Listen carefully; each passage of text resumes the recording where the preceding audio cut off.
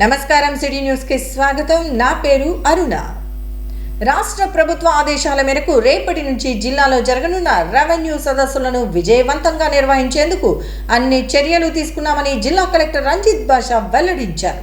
ఈ మేరకు నగరంలోని జిల్లా కలెక్టరేట్ సమావేశ మందిరంలో జరిగిన విలేకరుల సమావేశంలో ఆయన మాట్లాడారు. నగరంలోని జిల్లా కలెక్టర్ కార్యాలయంలోని సమావేశ మందిరంలో జరిగిన విలేకరుల సమావేశంలో జిల్లా కలెక్టర్ రంజిత్ బాషా మాట్లాడుతూ జిల్లాలో రేపటి నుంచి జరగనున్న రెవెన్యూ సదస్సులను విజయవంతంగా నిర్వహించేందుకు సంబంధిత అధికారులు సిద్ధంగా ఉండాలని చెప్పారు. రెవెన్యూ సదస్సుల సందర్భంగా వచ్చిన దరఖాస్తులను 1-2 సార్లు చదివి అర్థం చేసుకుని వాటిని వెరిఫై చేసి పరిష్కరించాలని జిల్లా కలెక్టర్ సూచించారు. రెవెన్యూ సదస్సులో ఏ విధమైన దరఖాస్తులు వస్తాయి, వాటిని ఏ విధంగా పరిష్కారం చేయాలన్న అంశంపై ఆయన స్పష్టంగా వివరించారు. వచ్చిన దరఖాస్తులు సర్వేకు సంబంధించినవా లేక రెవెన్యూకు సంబంధించినవా, సివిల్ వివాదమా, కుటుంబ వివాదమా అని పరిశీలించి వాటిని విభజించుకోవాలని వివరించారు. సమస్యల పరిష్కారానికి ఇది మంచి అవకాశమని, సమస్యలను పరిష్కరించి ప్రజలకు న్యాయం చేసేందుకు చక్కని మార్గం అని తెలిపారు. జిల్లాలో టోటల్గా 472 గ్రామాలు ఉన్నాయి. సో వీటిలో ఒక 250 గ్రామాల్లో రీసర్వే కంప్లీట్ అయింది. సో మిగిలిన గ్రామాల్లో రీసర్వే చేయాల్సి ఉంది. సో ఈ రీసర్వే కానటువంటి ప్లస్ రీసర్వే అయినటువంటి అన్ని గ్రామాల్లో కూడా రెవెన్యూ సదస్సులు నిర్వహించబోతున్నాం.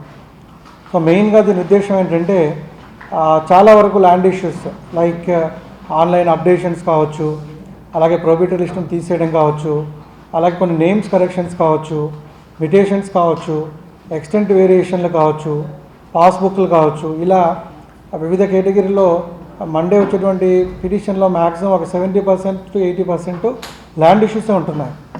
సో వీటికి పరిష్కారం చూపే దిశగా ఈరోజు ఒక 33 రోజుల పాటు తహసీల్దారు, విఆర్ఓ, ఆర్ఐ, మండల సర్వేయర్, ఎండోమెంట్ డిపార్ట్మెంట్ ఆఫీసర్, అలాగే వక్ఫ్ డిపార్ట్మెంట్ నుంచి, అలాగే రిజిస్ట్రేషన్ డిపార్ట్మెంట్ నుంచి ఇలా ప్రతి విలేజ్లో ఒక టీంని ఏర్పాటు చేయడం జరిగింది. వాళ్ళు రేపటి నుంచి విలేజ్కే వెళ్తారు. వెళ్ళి విలేజ్లో అక్కడ ఆ పిటిషన్స్ తీసుకోవడం, వాటిని పరిశీలించిన తర్వాత ఏ కేటగిరీ వారిని చూసుకోవడం. సో అక్కడ ఒకవేళ పాస్బుక్ కోసం అనుకోండి, పాస్బుక్ కోసం మళ్ళీ అప్లికేషన్ అక్కడే పెట్టేసుకొని అక్కడే ఆన్లైన్ చేసుకొని సో అక్కడే అప్లికేషన్ కూడా ఫిలప్ చేసుకుంటే ఫెసిలిటీ అంటే యూజర్ ఛార్జెస్ లేకుండా, వితౌట్ యూజర్ ఛార్జెస్ లేకుండా అక్కడే అతను అప్లై చేసుకుంటాడుగా అప్లికేషన్ ఫామ్ ఆన్లైన్ చేయడం జరుగుతుంది. సో అంటే గవర్నమెంట్ ఈ రెవెన్యూ సదస్సుల్లో మీ సేవ ఈ ఛార్జెస్ ఏమీ లేకుండానే చేసేటువంటి ఫెసిలిటీ ఇచ్చారు గవర్నమెంట్ నుంచి. సో దీన్ని అందరూ పరిధులు సద్వినియోగం చేసుకోవాలి. డిసెంబర్ 7వ తేదీన జరిగే మెగా పేరెంట్స్ టీచర్స్ సమావేశాన్ని సహృద్భావ వాతావరణంలో నిర్వహించేందుకు అన్ని చర్యలు తీసుకుంటున్నామని జిల్లా కలెక్టర్ రంజిత్ బాషా తెలిపారు. ఈ మేరకు నగరంలోని జిల్లా కలెక్టరేట్ సమావేశ మందిరంలో జరిగిన విలేకరుల సమావేశంలో ఆయన మాట్లాడారు. నగరంలోని జిల్లా కలెక్టర్ సమావేశ మందిరంలో జరిగిన విలేకరుల సమావేశంలో జిల్లా కలెక్టర్ రంజిత్ బాషా మాట్లాడుతూ రాష్ట్ర ప్రభుత్వ ఆదేశాల మేరకు డిసెంబర్ 7వ తేదీన జరిగే మెగా పేరెంట్స్ టీచర్స్ సమావేశాల ఏర్పాట్లలో ఎలాంటి లోపాలు ఉండకూడదని అధికారులను ఆదేశించారు. ఆయా మండలాలలో ఎంపీడీఓలు, తహసీల్దార్లు, ఎంఈఓలు సమన్వయంతో పనిచేయాలని కలెక్టర్ ఆదేశించారు. ఈ కార్యక్రమానికి మంత్రులు, ఎంపీ, ఎమ్మెల్యేలు, ఎమ్మెల్సీలను, ఇతర ప్రజాప్రతినిధులను ఆహ్వానించడం జరిగిందని అన్నారు. వీరంతా తమ ప్రాంతాల్లోని పాఠశాలల్లో జరిగే మెగా పేరెంట్స్ టీచర్స్ సమావేశంలో పాల్గొంటారన్నారు. అందరూ ఒక్కొక్కరు ఒక పాఠశాలలో పాల్గొనేలా చర్యలు తీసుకోవాలని కలెక్టర్ ఆదేశించారు. ఈ కార్యక్రమానికి హాజరయ్యే వారందరికీ పిల్లలకు మిడ్ డే మీల్స్ మెనూ ప్రకారం భోజనం పెడతామో అదేవిధంగా భోజనం అందించాలని కలెక్టర్ ఆదేశించారు. ఎంపీడీఓలు, తహసీల్దార్లు, ఎంఈఓలు ఏర్పాటు చేసుకోవాలని అన్నారు. ఈ కార్యక్రమానికి పెద్ద ఫ్లెక్సీలు ఏర్పాటు చేయకుండా డీఈఓ కార్యాలయం నుండి వచ్చిన బ్యాక్ డ్రాప్ను అన్ని చోట్ల ఉండేలా ఏర్పాటు చేయాలని అన్నారు. ప్రతి పాఠశాలలో జరుగుతున్న ఈ కార్యక్రమాన్ని డాక్యుమెంటేషన్ చేయాలన్నారు. పాఠశాల పూర్వ విద్యార్థులను కూడా ఈ కార్యక్రమంలో హాజరయ్యేలా ఆహ్వానం పంపాలన్నారు. విద్యార్థులకు సంబంధించిన హోలిస్టిక్ ప్రోగ్రెస్ కార్డ్స్ అన్నింటినీ పంపిణీ చేయాలని అన్నారు. తల్లిదండ్రులతో సమావేశాలు సుహృద్భావ వాతావరణంలో జరగాలని, పిల్లలు పురోగతి గురించి తెలియజేసే సమయంలో తల్లిదండ్రులు బాధపడకుండా సున్నితంగా తెలియజేయాలని కలెక్టర్ ఉపాధ్యాయులకు సూచించారు.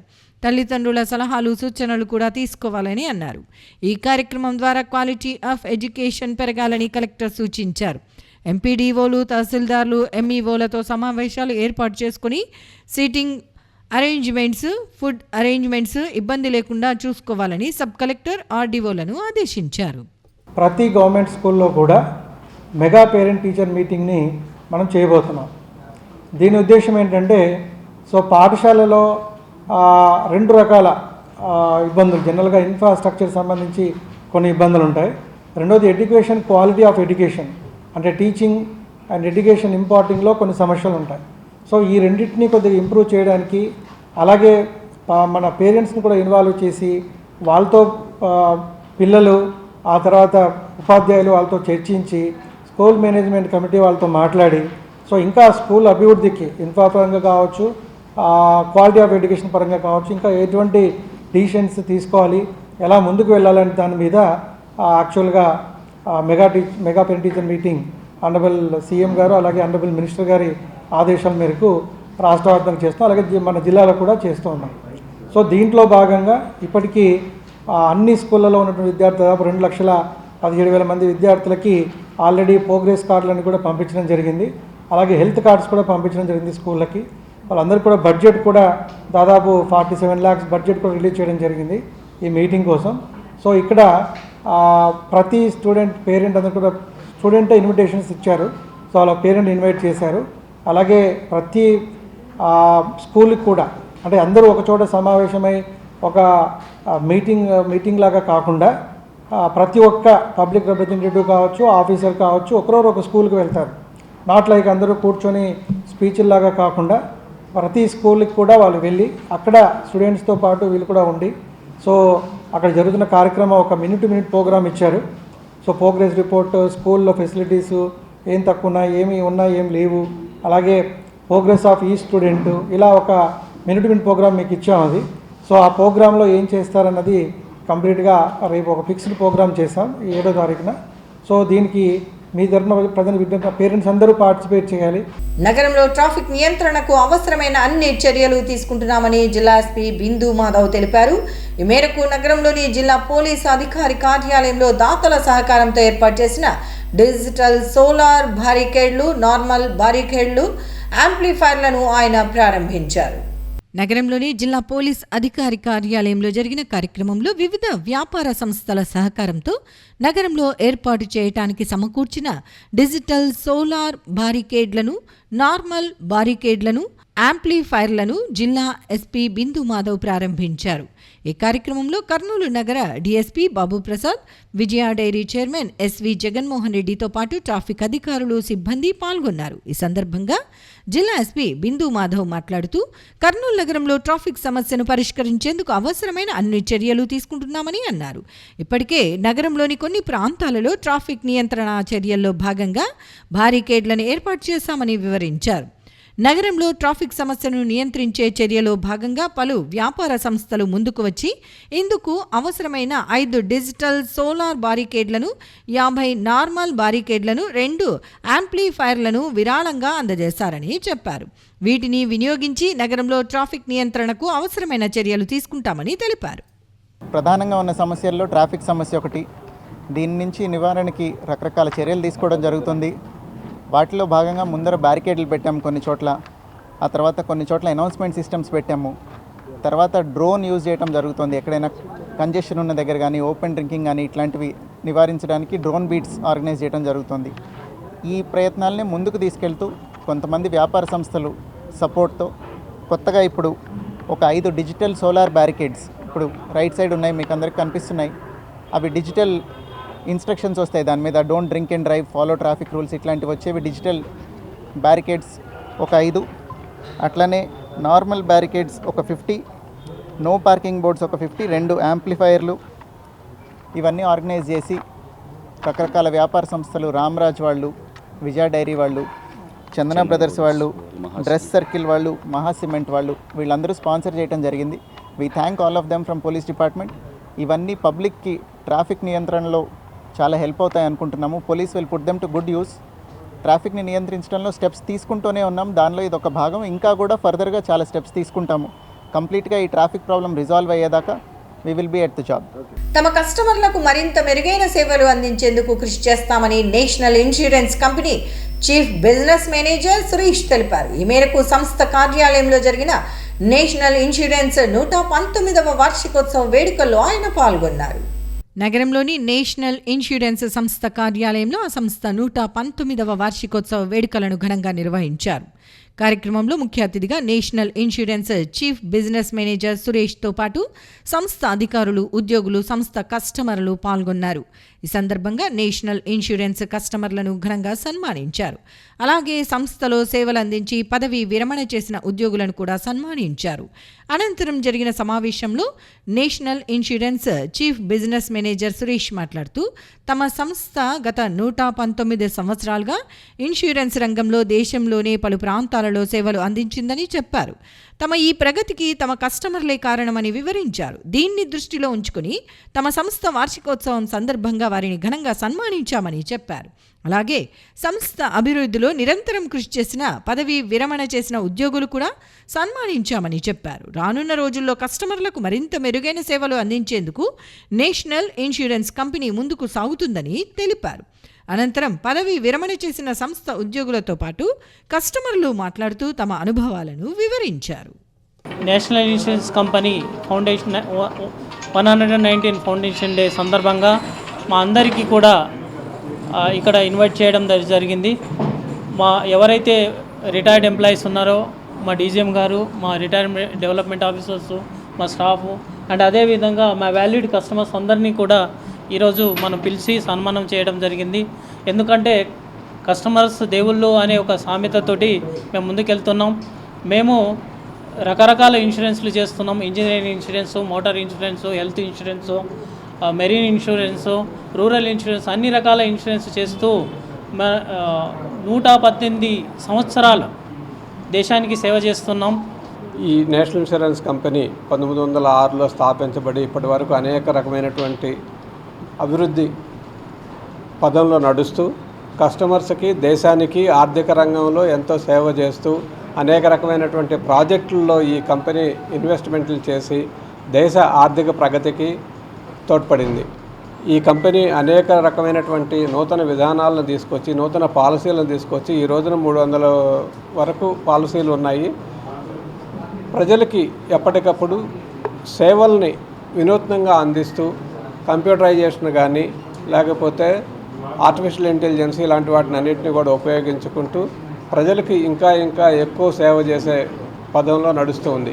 ఇక్కడ క్లెయిమ్స్, తర్వాత పాలసీ ఇష్యూయన్స్, వీటిల్లో కస్టమర్ సర్వీస్కి చాలా ఇంపార్టెన్స్ ఉంటుంది. ఇక్కడ ఉన్నటువంటి ఉద్యోగులందరూ కూడా కస్టమర్స్ని పాజిటివ్గా రిసీవ్ చేసుకొని వారి క్లెయిమ్స్ని పూర్తిగా సెటిల్ చేసి, త్వరగా సెటిల్ చేసి కస్టమర్ సాటిస్ఫాక్షన్ కోసమే పనిచేస్తూ ఇంతకాలంగా 118 సంవత్సరాలు సర్వీస్ చేసి ఇంకా 119వ సంవత్సరంలో అడుగు పెడుతూ ఈ రోజున మా ఉద్యోగులందరూ కూడా మళ్ళీ ఇంకా ఎక్కువ సేవ చేయడానికి సిద్ధమవుతున్నారని చెప్పి పర్యావరణ పరిరక్షణలో భాగంగా ప్రతి ఒక్కరూ మొక్కలు నాటి వాటిని సంరక్షించాలని జిల్లా అదనపు ఎస్పీ హుసేన్ పీరా అన్నారు. ఈ మేరకు నగరంలోని కొండారెడ్డి బుర్జు ఆవరణలో జీసస్ సోల్జర్స్ మినిస్ట్రీస్ ఆధ్వర్యంలో స్టాంటన్ దొర జయంతి సందర్భంగా మొక్కలు నాటారు. డాక్టర్ విలియం ఆర్థర్ స్టాంటన్ దొర 157వ జయంతి వేడుకల వారోత్సవాలు కర్నూలులో జీసస్ సోల్జర్స్ మినిస్ట్రీస్ ఆధ్వర్యంలో ఘనంగా నిర్వహించారు. నగరంలోని కొండారెడ్డి బుర్జు ఆవరణలో జిల్లా additional SP Hussain Peera Stanton దొర జయంతి సందర్భంగా జీసస్ సోల్జర్స్ మినిస్ట్రీస్ ఆధ్వర్యంలో పూల మొక్కలు నాటారు. ఈ సందర్భంగా అడిషనల్ ఎస్పీ మాట్లాడుతూ స్టాంటన్ దొర కర్నూలులో సేవా కార్యక్రమాలు చేశారని కొనియాడారు. స్టాంటన్ దొరను గుర్తుపెట్టుకుని ఆయన పేరు మీద సేవా కార్యక్రమాలు జరపటం అభినందనీయమన్నారు. సేవా కార్యక్రమాలు చేస్తున్న జీసస్ సోల్జర్స్ మినిస్ట్రీస్ ఫౌండర్ రవికుమార్ను అభినందించారు. రవికుమార్ మాట్లాడుతూ స్టాంటన్ దొర కర్నూలులో విద్య, వైద్య సేవలు చేశారన్నారు. అమెరికా నుంచి వచ్చిన ఆయన భారతదేశంలో ఎన్నో మంచి పనులు చేశారని రవికుమార్ తెలిపారు. కార్యక్రమంలో జి రవికుమార్, ప్రసాదరావు, ప్రవీణ్ కుమార్, పుష్పరాజ్, జాస్వా, సదానందం తదితరులు పాల్గొన్నారు. కాలేజీ వారి యొక్క ఆధ్వర్యంలో జరుపుతున్నటువంటి ఈ మొక్కలు నాటే కార్యక్రమానికి మెయిన్ మన Rockwood school, Coles memorial school, high school వాటిని నిర్మించినటువంటి స్టాంటన్ దొర గారి యొక్క జ్ఞాపకార్థం వాళ్ళని స్మరించుకుంటూ ఈ కార్యక్రమాన్ని చేపట్టారు. దానికి మనకు చాలా సంతోషంగా ఉంది. ఎందుకంటే ఇక్కడ చెట్లు నాటి ఈ ప్రాంతాన్ని కొండాడి బురుజులోకి ప్రాంతాన్ని ఇంకా ఇనుమడించే దిశగా వీళ్ళు చేస్తున్నటువంటి కృషికి వీరికి కూడా అభినందనలు. అలాగే పబ్లిక్ కూడా ఇలాంటి కార్యక్రమాల్లో విరివిగా పాల్గొని మన కర్నూలు నగరాన్ని చాలా ఆహ్లాదకర వాతావరణంగా, మంచి పచ్చని వాతావరణంగా తీర్చిదిద్దే దాంట్లో అందరూ పాల్గొనాలని. కోల్ స్టాంటన్ దొరగారి జయంతి సందర్భంగా మన కొండారెడ్డి బుర్జిలో చెట్లు నాటే కార్యక్రమం ఏర్పాటు చేసుకుంటున్నాము. దొరగారు చేసిన సేవలు ఎన్నో ఉన్నాయి. కర్నూలు జిల్లాలో పెద్ద పెద్ద మానిటరీస్ కట్టడాలు ఉన్నాయి. ఎస్టీబీజీ కాలేజీ, కోల్స్ కాలేజీ, తర్వాత రాకుడ్ స్కూల్స్, ఇవన్నీ రకరకాలుగా అనేక విద్యా సంస్థలను స్థాపించి అనేక మంది కర్నూలు ప్రాంతంలో ఒక వెన్న తెచ్చిన వ్యక్తి ఓ స్టాంటన్ దొరగారు. ప్రతి ఒక్కరూ తమ సంపాదనలో ఎంతో కొంత భాగాన్ని సామాజిక సేవా కార్యక్రమాలకు వినియోగించాలని ఆదిత్య విద్యా నిలయం కరెస్పాండెంట్ వాసుదేవయ్య అన్నారు. ఈ మేరకు కల్లూరు ఫోటో వీడియోగ్రాఫర్స్ అసోసియేషన్ ఆధ్వర్యంలో ఏర్పాటు చేసిన మానసిక వికలాంగులకు పింఛన్ల పంపిణీ కార్యక్రమంలో ఆయన ముఖ్య అతిథిగా పాల్గొన్నారు. కల్లూరులో ఉన్న ఆదిత్య విద్యా నిలయంలో జరిగిన కార్యక్రమంలో కల్లూరు ఫోటో వీడియోగ్రాఫర్స్ అసోసియేషన్ అధ్యక్షుడు ఎస్కే భాష ఆధ్వర్యంలో ప్రతి నెల 5వ తేదీ నిర్వహించే మానసిక వికలాంగులకు పింఛన్ల పంపిణీ కార్యక్రమాన్ని నిర్వహించారు. మీనాక్షి రవి డిజిటల్ వర్క్స్ సంయుక్త సహకారంతో ఈ పింఛన్లను మానసిక వికలాంగులకు అందజేశారు. కార్యక్రమంలో ముఖ్య అతిథిగా ఆదిత్య విద్యా నిలయం కరెస్పాండెంట్ వాసుదేవయ్య, స్మాత్మానంద స్వామితో పాటు కల్లూరు ఫోటో వీడియోగ్రాఫర్స్ అసోసియేషన్ అధ్యక్షుడు ఎస్కే భాష దాతలు పాల్గొన్నారు. ఈ సందర్భంగా వక్తలు మాట్లాడుతూ ప్రతి నెల 5వ తేదీ దాతల సహకారంతో ఎస్కే భాష ఆధ్వర్యంలో మానసిక వికలాంగులకు పెన్షన్లు పంపిణీ చేయటం అభినందనీయమని తెలిపారు. సేవ చేయాలంటే ధనవంతుడు కావాల్సిన అవసరం లేదని, సేవ చేయాలన్న ఆలోచన ఉంటే సరిపోతుందని, ఆ విషయాన్ని ఈ కార్యక్రమం రుజువు చేస్తుందని వివరించారు. ప్రతి నెల 5వ తేదీ పెన్షన్ల పంపిణీ కార్యక్రమానికి సహకరిస్తున్న దాతలను అభినందించారు. ప్రతి ఒక్కరూ తమ సంపాదనలో ఎంతో కొంత భాగాన్ని సామాజిక సేవా కార్యక్రమాలకు వినియోగించాలని సూచించారు. మంచి గుణవంతుడు కాబట్టే ఎదిగాడు. ఏదో తనకు తోచినంత తన కుటుంబానికి చేదోడుగా వాడుగా ఉంటున్నాడు. అది గమనించిన వాళ్ళ అమ్మ మీనాక్షి మేడం గారు ఈరోజు మీకు తనకు తోచిన విధంగా తను ఏదో మిమ్మల్ని దగ్గర తీయాలనే ఉద్దేశంతో, మీలో ఒక మెంబర్గా కావాలనే ఉద్దేశంతో ఈ నెల తన ఖర్చు భరించడానికి ముందుకు వచ్చింది. కాబట్టి మీ అందరి ఆశీర్వాదము ఆ కుటుంబానికి ఉండాలని చెప్పేసి తెలియజేసుకుంటూ, భగవంతుడు ఇంకా ఉన్నత స్థితికి వాళ్ళ పిల్లలు తీసుకుపోయి బాగా సద్బుద్ధి ప్రసాదించి వాళ్ళ యొక్క కుటుంబాలు బాగా ఎదగాలని చెప్పేసి కోరుకుంటూ, దేశంలోని వివిధ ప్రాంతాలలో జరుగుతున్న జాతీయ స్థాయి కరాటే పోటీల్లో పాల్గొనేందుకు వెళ్తున్న క్రీడాకారులు విజయంతో తిరిగి రావాలని senior gastroenterologist doctor Shankar Sharma అన్నారు. ఈ మేరకు నగరంలోని చిన్మయ మిషన్ విద్యాలయాలో జరిగిన కార్యక్రమంలో ఆయన జాతీయ స్థాయి కరాటే పోటీలకు వెళ్తున్న క్రీడాకారులకు స్వెట్టర్లను పంపిణీ చేశారు. నగరంలోని చిన్మయ మిషన్ విద్యాలయాలో ఏర్పాటు చేసిన జాతీయ స్థాయి పోటీలలో పాల్గొని కరాటే క్రీడాకారుల అభినందన స్వెట్టర్ల పంపిణీ కార్యక్రమంలో ముఖ్య అతిథిగా senior gastroenterologist doctor Shankar Sharma పాల్గొన్నారు. కార్యక్రమంలో చిన్మయ మిషన్ విద్యాలయ ప్రధానోపాధ్యాయురాలు స్వర్ణలత, కరాటే మాస్టర్ ఆరిఫ్ తదితరులు పాల్గొన్నారు.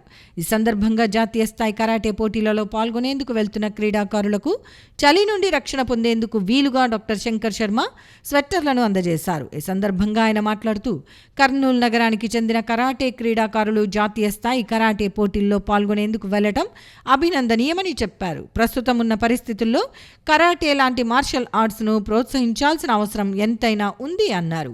సమాజంలో మత్తు, మాదక ద్రవ్యాల వినియోగం అధికమైన నేపథ్యంలో తరచూ మహిళలపై అత్యాచార ఘటనలు జరుగుతున్నాయని, వాటిని ఎదుర్కొనేందుకు బాలికలకు కరాటేలో శిక్షణ ఇవ్వాల్సిన అవసరం ఉందని చెప్పారు.